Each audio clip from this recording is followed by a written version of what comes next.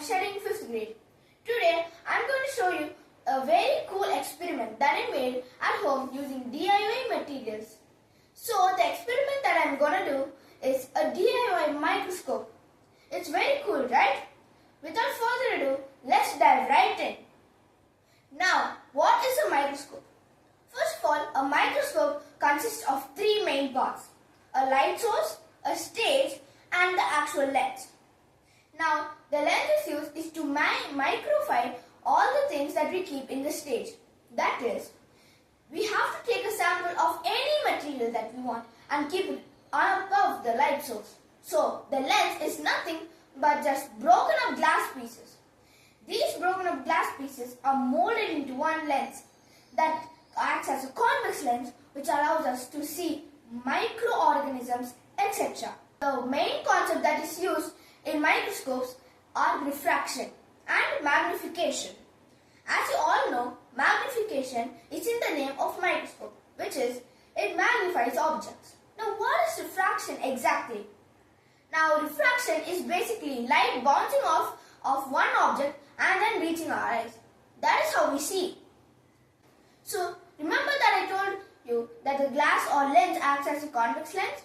Well, the light passing through the light source bounces off the lenses in extremely different ways as the glass pieces are broken up. So, that refracting light reaches our eyes and helps us to see any object that is placed on the stage microfied.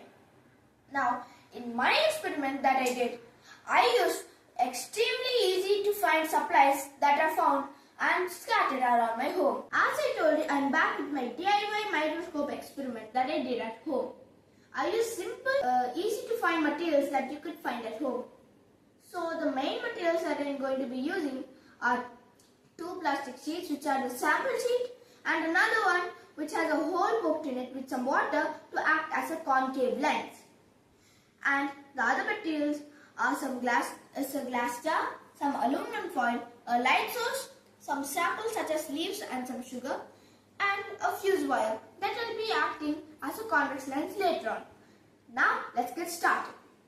As I told you, water droplet will act as a concave lens, thus magnifying whatever we keep in the sample sheets. Now you might be wondering, what's the aluminum foil for? It has no use in magnifying, right? Well, wrong.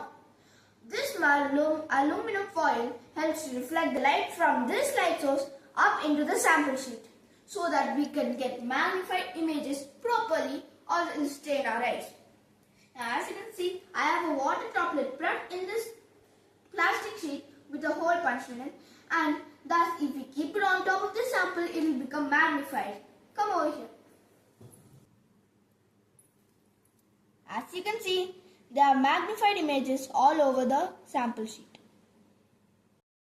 So now, I am going to be using this leaf as another sample and this water droplet to magnify the veins inside the leaf. So, refraction basically refracts the light into a magnified form.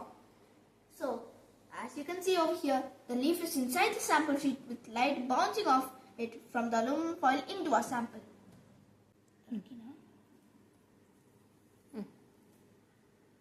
So, that brings us to the end of our amazing experiment.